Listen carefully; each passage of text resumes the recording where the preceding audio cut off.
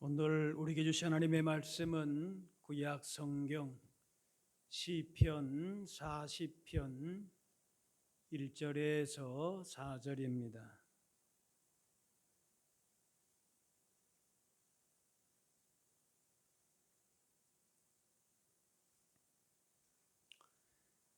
내가 여호와를 기다리고 기다렸더니 귀를 기울이사 나의 부르짖음을 들으셨도다.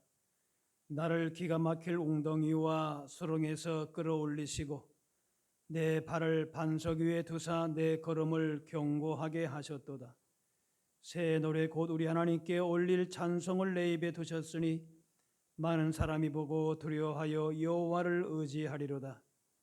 여호와를 의지하고 교만한 자와 거짓에 치우치는 자를 돌아보지 아니하는 자는 복이 있도다. 아멘. 우리는 인생길에서 예측할 수 없는 일들을 만나게 됩니다. 그래서 때로 즐거워하기도 하고 때로 좌절을 경험하기도 합니다. 하지만 성도는 하나님이 함께 하심을 믿음으로 인해서 즐거울 때나 슬플 때나 고난이 닥칠 때나 언제나 주님 의지하고 주님 믿음으로 살아갑니다. 믿음으로 산다는 것은 삶의 실패냐 성공이냐의 그 틀에 맞추어 사는 것이 아니라 하나님이 함께 하시면 그 어떤 것도 의미가 있다라는 것입니다.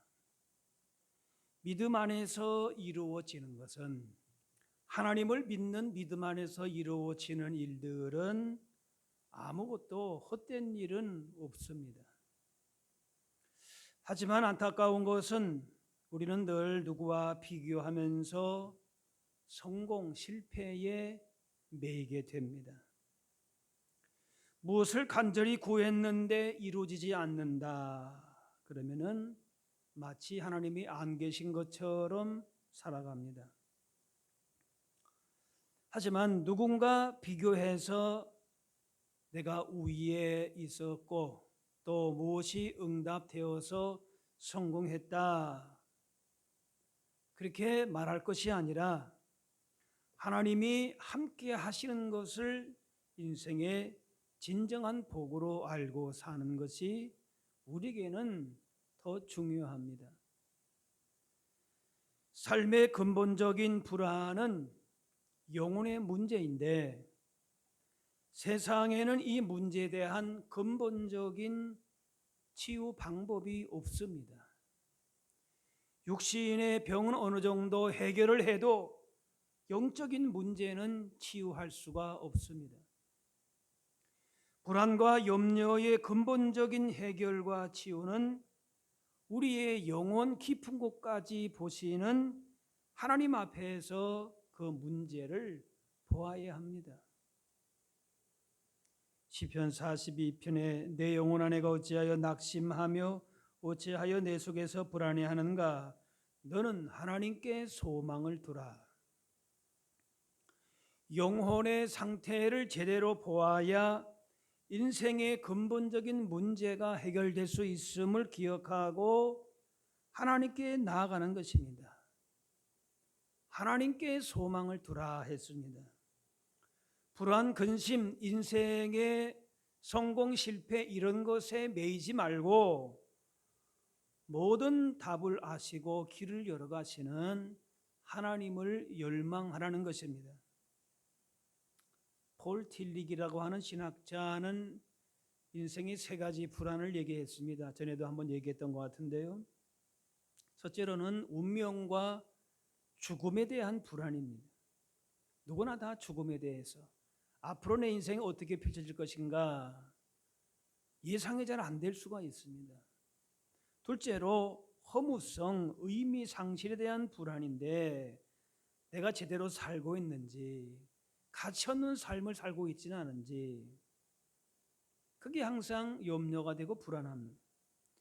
셋째는 죄책감, 정죄에 대한 불안인데 죄 많은 인생이 과연 구원에 이룰 수 있는가? 그런 불안이라고 했습니다. 이때에 이런 불안 가운데서 사람은 존재의 용기를 가져야 된다 했는데, 존재의 용기, 우리의 뭔가 근원에서부터 뭔가를 이렇게 열정적으로 그 길을 찾아가 나가는, 뭐 세상 말로는 구도자라고도 얘기하고 여러 가지 얘기를 하죠. 바로 그것은 하나님을 찾는 것이다 라는 것이, 인생의 모든 불안과 짐을 지시는 하나님께 삶을 의탁할 때에 그 어떤 불안도 고난도 극복하게 된다는 것입니다. 오늘 본문에서 다윗은 삶의 위기를 만나서 절체절명의 위기 상황에서 하나님께 나아갑니다. 부르짖게 됩니다. 그런데 이 위기가 오히려 믿음으로 굳게 서는 그런 다윗의 모습을 보게 되는데, 그래서 믿음으로 사는 자의 그 길을 하나님께서 경고케 하신다. 믿음으로 사는 자의 복을 말씀하고 있는 것입니다. 오늘 1절에 내가 여호와를 기다리고 기다렸더니 귀를 기울이사 나의 부르짖음을 들으셨도다. 지금 다윗은 그 사울 왕의 핍박을 피해서 도망 다니고 있습니다. 왕이 권력을 가지고 한 사람 죽이려고 하는 것은 그 도망가는 자에게는 매우 두려운 상황이지만은 다윗이 이때 하나님을 기다린다라고 고백합니다. 인생의 어떤 순간에도 구원의 소망을 포기할 수 없는 것은 하나님이 계시기 때문에 그렇습니다. 시편 27편에 내가 너는 여호와를 기다릴지어다 강하고 담대하며 여호와를 기다릴지어다. 우리 인생은 연약해서 쉽게 상처받고 또 누가 뭐라 그러면 자존심 상하고 시기심이 일어납니다. 아무리 강하다고 하지만은 어느 순간에 넘어질 수 있는 것이 사람인 것입니다. 하지만 영혼의 문제에서 그 모든 답을 찾을 때에는 하나님을 기다리라. 다른 방법이 있는 게 아니에요. 무슨 복잡한 것도 아닙니다. 어떻게 하라고요? 하나님을 기다리라. 하나님을 기다리라. 따라합시다. 하나님을 기다리라. 영혼의 문제, 뭐 복잡한 것이 아니에요. 그 답이 오히려 너무 단순하니까 사람들이 그 답을 찾으려고 하질 않아요. 오히려 복잡한 대로 자꾸 나가는 거예요. 단순하게 살아야 된다 생각을 하면서도 단순한 답이 주어지면 아이 뭐 너무 시시하다, 그냥 그렇게 생각하는 거예요. 뭐가 이렇게 복잡하고 뭐 이렇게 어려운 무슨 방정식 푸는 것처럼 그렇게 해야 된다고 생각을 하는데 아니라는 거예요. 오히려 단순한 하나님을 기다리는 믿음 가운데에 강해지고 담대해지는 것이, 이것은 스스로 강해지려고 하는 내 무슨 불굴의 의지와는 다릅니다. 우리 인생길이 사막길 같아도 분명 주님은 어디서든지 살게 하시고 이기게 하시고 복을 누리게 하십니다. 우리는 상황, 어떤 조건을 많이 따집니다. 그런데 그것이 아니라는 거예요. 어디든지 우리와 함께 하시는 주님을 믿고 그 구원을 바라고, 그럴 때에 강하고 담대하게 소망 가운데에 하나님 앞에 나아가 그 구원을 우리가 기다리는 것입니다. 오늘 2절에 나를 기가 막힐 웅덩이와 수렁에서 끌어올리시고, 기가 막힐 웅덩이와 수렁이다. 도저히 한번 빠지면은 빠져나올 수가 없는 거예요. 누군가 구해 줘야 되는데 그럴 상황도 아니에요. 사람의 힘으로서는 빠져나올 수 없는 최악이, 그러나 그 답이 누구에게 있다? 하나님께 있다. 하나님께 소망이 있음을 알고 그가 할 수 있는 것은 부르짖으며 나아간 것이. 하나님을 기다리는 자는 그래서 어떤 상황에도 소망이 있습니다. 세상 도움과 구원을 바라는 자는 불안과 염려에서 벗어나지 못하지만은 하나님을 기다리는 자는 그 기다리는 것이 막연하지 않고 확고하기 때문에 결코 헛되지 않다는 것이. 그래서 2절에 내 발을 반석 위에 두사, 그냥 깊은 수렁에 계속 빠지는 가운데에 하나님이 끌어내셔서 든든한 반석 위에 세우신다는 거예요. 당장 답이 없어도 하나님께 소망을 두는 자는 반석 위에 서게 하십니다. 의지했던 것이 흔들리는 상황에서 이렇게 설 수 있는 것은 소망을 하나님께 두었기 때문입니다. 사람은 우리가 사랑해야 해야 할 대상이지만은 신뢰할 대상은 아닙니다. 하나님만 신뢰의 대상인 것이. 저 사람 그럴 줄 몰랐다. 자기만 모른 거죠.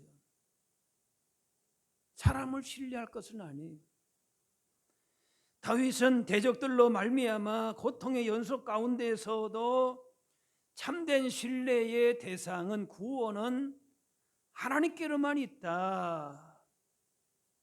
그걸 알기 때문에 잠잠히 하나님만 바라본 것이, 그 안에 진정한 치유와 회복을 경험하게 되는 것이 너무 단순하지 않습니까?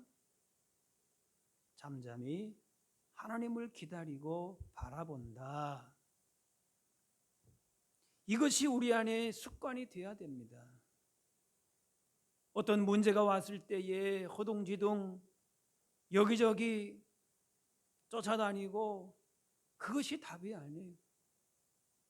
결국 모든 것은 우리의 영혼의 문제이기도 하기 때문에, 그래서 하나님을 소망하고 기다리는 것이 습관, 거룩한 습관이 되어야 돼요. 그래서 그 가정 가운데에 믿음도 자라고 하나님의 뜻도 발견하게 됩니다. 뭔가 나에게 대단한 무슨 믿음이 있고 하나님의 뜻을 잘 알아서 기다리고 부르짖는 것도 있을 수 있지만은 그렇지 않을 수도 있어요. 자, 그런데 기다리라라고 하는 것은 우리만 그렇게 하나님의 구원을 바라고 기다리는 것이 아니라 주님이 기다리십니다. 우리의 믿음과 기도가 깊어지고 넓어지기를 바라시면서 그렇게 기다리시는 거예요. 성숙하도록 그렇게 인도하신. 우리가 살면서 느끼는 불안과 긴장감은 대부분 성공이냐 실패냐 그런 틀 속에서 갇혀있기 때문인데, 예수님은 결코 우리 인생을 성공했냐 실패했냐 그런 관점에서 일하지 않으십니다. 성공하는 거 물론 좋죠. 실패하면 아픕니다. 그런데 예수님은 제자들의 실패와 허물과 어리석음에도 그렇게 사람을 낙인 찍지 않으셨어요. 오히려 그 배움과 과정을 통해서 큰 사명이 있음을 알려주시고 그렇게 기다려주시고 참아주신 겁니다. 내가 주님을 기다리는 것도 있지만은, 주님의 응답을 바라는 것도 있지만은, 주님이 우리 가운데에 기대하시고 바라는 것이 있기 때문에 기다려주시는 거예요. 이사야 30장 보면은 여호와께서 기다리시나니 이는 너희에게 은혜를 베풀려 하시며 또 일어나시리니 이는 너희를 긍휼히 여기려 하심이라. 그를 기다리는 자마다 복이 있도다. 하나님께서 복 주시고 응답하시려고 해도 전혀 하나님에 대한 기대가 없고 준비되지 않아서 받지 못하는 경우가 있습니다. 그래서 하나님도 기다리시는 것이, 끝까지 하나님 신뢰하고 기다리는 신앙을 가지고 주님의 응답을 받아 누리실 수 있기를 바랍니다. 2절 말씀에 내 걸음을 견고하게 하셨도다. 우리 인생 걸음은 늘 불안하지만은 하나님께서 우리의 걸음을 견고케 하신다라는 것이. 다윗은 사울 왕에 쫓겨서 힘든 삶을 살았지만은 반석 위에 두시고 그 걸음을 견고케 하셨습니다. 고통과 시련에 앞서 맞서서 사는 사람들을 통해서 하나님이 하나님의 역사를 이루어 가십니다. 철로 역정을 쓴 존 보녀는 감옥에서 그 책을 썼습니다. 성경 다음으로 많이 읽혀진 책이라고 하지 않습니까? 에디슨 어릴 때에는 바보 취급받았지만은 인류의 역사에 위대한 발명품들을 많이 만들었어요. 미국 대통령 프랭클린 루즈벨트는 지체 장애인이었지만은 대통령 되었어요. 링컨이 위대한 것은 여러 가지 업적도 남긴 것이 있지만은 삶의 위기와 시련을 믿음으로 이겨냈다라는 것이에요. 역사적인 위인들을 보게 되면은 그 이면에 그것을 가능하게 했던 것은 무엇인가? 인생의 고난과 그런 어려움 앞에서도 믿음으로 하나님을 바라보았다. 하나님의 구원을 기다렸다는 것입니다. 태풍이 몰아치면 닭은 자신의 날개 속에 머리를 파묻고 잔뜩 움츠립니다. 그러나 독수리는 날개를 활짝 펴고 바람을 이용해서 안전한 곳으로 이동을 합니다. 어떤 상황에서도 하나님께서 우리 걸음을 지켜주심을 믿고 그렇게 나아갈 때에 그 걸음을 하나님이 지켜주십니다.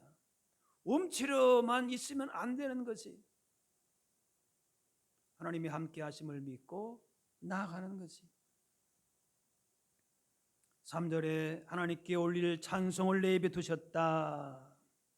하나님의 보호와 인도하심으로 그 걸음을 견고하게 하심을 다윗은 경험하면서 찬송과 기쁨과 감사를 드립니다. 이렇게 하나님께서 삶의 중심임을 고백하고 삶의 목적을 하나님께 두고 사는 사람은, 이런 사람이 진정 강하고 능력 있는 사람인 것이. 그래서 하나님께 찬송, 하나님께 영광을 돌리는 것이, 그 인생 걸음을 견고하게 하셨으니까 이제부터는 내가 내 힘으로 산다, 그게 아니에요. 하나님께서 함께 하셔서 그 인생 걸음을 견고하게 하셨다라고 하는 믿음이 있기 때문에 하나님께 영광을 돌리는 거예요. 나는 그렇게 할 수 없었는데 하나님이 내 걸음을 힘있게 하셨습니다 하고 하나님께 영광을 돌리는 거예요. 그게 우리의 인생의 목적이 되는 것이죠. 내가 강건하게 되고 복을 받았는데도 불구하고 잘못되는 경우가 있어요. 그건 뭔가 하면은 내가 뭔가 이룬 것처럼 그렇게 교만하게 될 때에 그 견고한 걸음을 통해서 오히려 잘못된 방향으로 나갈 수도 있는 것이죠. 시편 42편에 보면은 너는 하나님께 소망을 두라. 나는 그가 나타나 도우심으로 말미암아 내가 여전히 하나님을 찬송하리로다. 낙심할 때 고난 가운데만 부르짖는 것이 아니라 하나님의 도우신 가운데에 우리의 걸음을 견고하게 하시는 속에서도 여전히 하나님을 찬양한다. 어려운 일을 당할 때에 하나님 바라보고 그렇게 기다리는 것이 세상의 논리로는 어리석게 보일지 몰라도 그것이 하나님께 대한 우리의 믿음인 것입니다. 사람들은 교육을 통해서 지적으로 발달하고 예술, 문학을 통해서 감성적으로 개발이 되고 그런 노력도 필요하죠. 그런데 영혼의 문제, 영적인 기능은 교육으로든 예술, 무슨 감성 훈련 이런 것으로 되는 것이 아니라고 하는 것이, 오직 성령님의 은혜 가운데에 주님의 도우신 가운데에 영적인 기능은 회복되고 개발될 수 있는 것입니다. 믿음의 눈을 떠서 하나님께서 베푸시는 보이지 않는 것들이 우리 가운데에 있음을 알고 우리 가운데에 선하게 인도하시는 주님의 선한 손길을, 그 능력을 우리가 발견해야 하는 것입니다. 내 인생이 견고하게 열리니까 내가 배운 게 많고 이 정도 살았으니까 능력도 있고 그래서 내 인생이 견고해지는 것이 아니, 그래서 내가 하나님도 믿게 되는 것이 아닙니다. 우리가 하나님을 바라보고 하나님을 향한 우리의 믿음이 확고할수록 우리 인생길이 견고해지는 것이, 이 순서가 바뀌면 안 되는 거예요. 그래서 시편 37편에 내 길을 여호와께 맡기라, 그를 의지하면 그가 이루시고, 누가 이루신다고요? 하나님이 이루시는 거예요. 우리가 뭔가를 다 이렇게 해놓고 그 다음에 형식적으로 하나님이 그렇게 나에게 복을 주셨다, 실질적으로서는 자기 자신이 인생의 주인 될 때는 그런 고백이 우리에게는 의미가 없죠. 하나님께서 나와 함께 하심으로 내 인생이 이렇게 견고하게 됨을 고백하고 영광을 하나님께 돌려야 할 것입니다.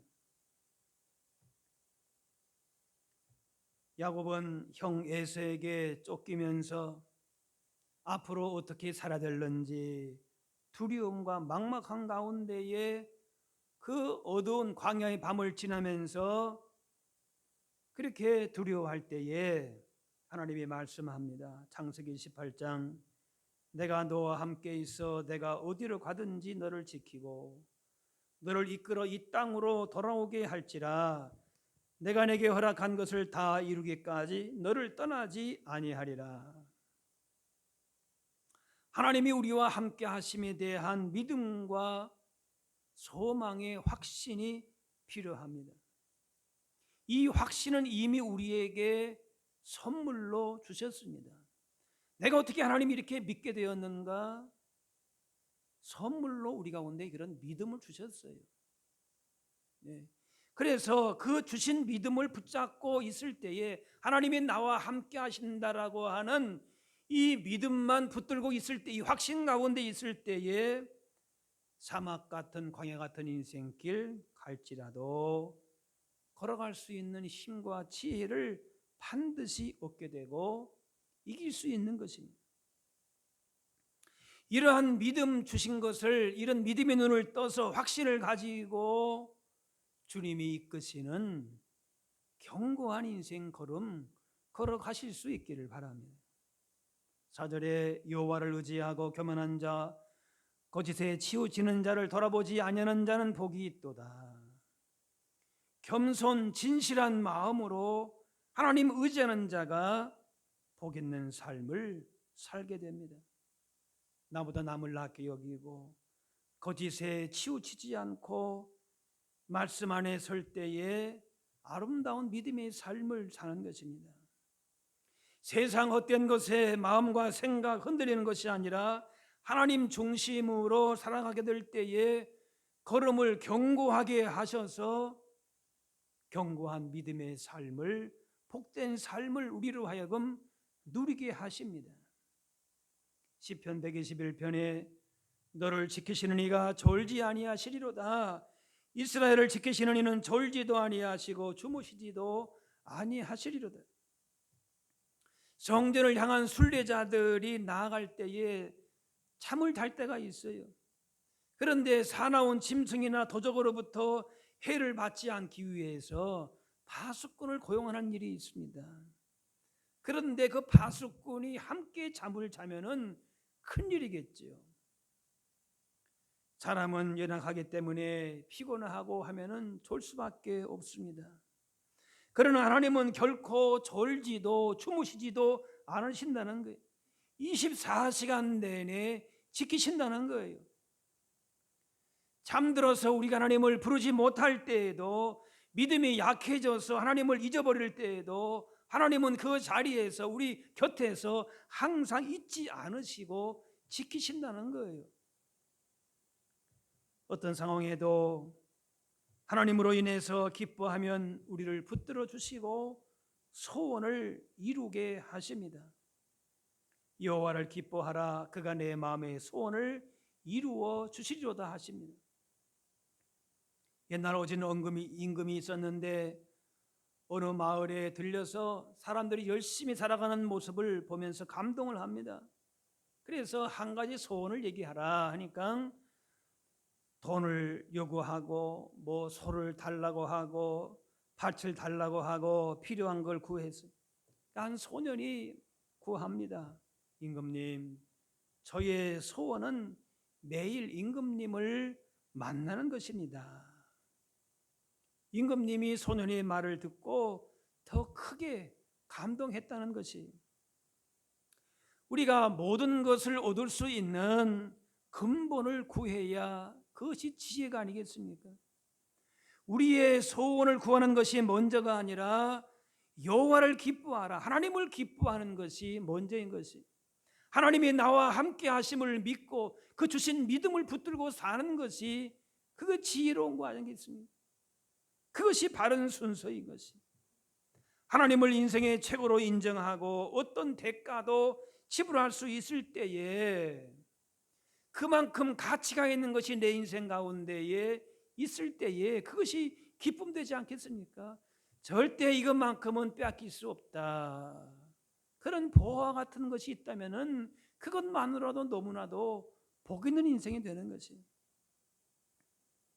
믿는 자라 해도 고통, 괴로움 당하지 않는 것은 아니지만 우리는 하나님의 독생자, 피로 값주고 사신 존귀한 하나님의 소유이기 때문에 감히 손댈 사람이 없는 것이, 어떤 어려움에서도 하나님은 우리를 반드시 지키십니다. 하나님 보호 밖에서 일어난 일이라고는 아무것도 없는 것이, 하나님께서 다 보고 계세요. 다 지키시는 거예요. 주무시지도 않으신다, 졸지도 않으신다, 반드시 보고 계신다는. 다윗은 사울왕 위협 때문에 오랜 세월 쫓겨다니면서 여러 죽을 고비를 넘겼습니다. 사울을 피해서 피신하면서 다윗과 군사들이 잠시 자리를 비운 사이에 아말렉 군대가 와서 그 성읍을 불태우고 여자들을 포로로 그렇게 끌고 간 적이 있었어요. 그때 다윗과 같이 한 백성들이 울 기력이 없도록 울었다고 합니다. 그러나 그 어려운 가운데에서도 하나님께서 지키고 계셨음을 믿음의 눈으로 다윗은 보았던 것입니다. 어려움을 당했지만 이 어려움이 다윗을 해치지를 못했습니다. 사울에게는 쫓겨났지, 이방인 땅에 가가지고 거기서 다 모든 것들이 불타해지고 여자들은 끌려가고, 그런데 그런 가운데서도 여전히 하나님께서 지키고 계심을, 회복하심을 다윗은 보게 된 것입니다. 적을 앞에 두고도 보초는 연약함 때문에 졸 수 있습니다. 배의 조타수가 배의 키를 잡고 졸 수도 있습니다. 위험한 일이죠. 중한 자를 보호하는 보호자가 평상 머리맡에서도 순간 졸 수 있습니다. 그러나 하나님은 어떤 상황에서도 졸지도 주무시지도 아니하십니다. 우리의 모든 것을 세밀하게 아시는 하나님께서 지극한 관심 속에서 우리 여정을 지키시고 인도하시고 섭리하고 계심을 믿고 담대하게 견고하게 믿음의 길을 걸어갈 수 있어야 할 줄로 믿습니다. 하나님은 우리가 무슨 얘기를 하든지 뭘 쏟아내든지 하나님은 다 받아주십니다. 유일한 신뢰의 대상이 되십니다. 그러면은 하나님 앞에 다 내어놓을 수 있는 겁니다. 우리의 약점과 실수와 상처와 모든 걸 다 아시고 담당해 주시는 분이기 때문에 그렇습니다. 모든 것이 혼란스럽고 확실한 것이 없어 보이는 상황에서도 하나님께 나아가는 자, 소망을 둔 인생은 결국 승리의 삶을 살게 됩니다. 반석 위에 세워 주십니다. 승리의 계가를 부르게 하십니다. 걸음을 견고하게 하십니다. 우리의 순례 여정을 끝나는 그 시간까지, 우리가 이 땅에서 사명을 다 이룰 때까지 너의 출입을 지금부터 영원히 지키시리로다. 너무나도 확실한 약속의 말씀, 이 말씀을 우리 마음 가운데 새기고 믿음으로 말미암아 이 믿음 안에서 강하고 담대하게 주님의 승리를 선포하며 힘있게 한 걸음 한 걸음 나아가실 수 있기를 바랍니다. 기도하겠습니다.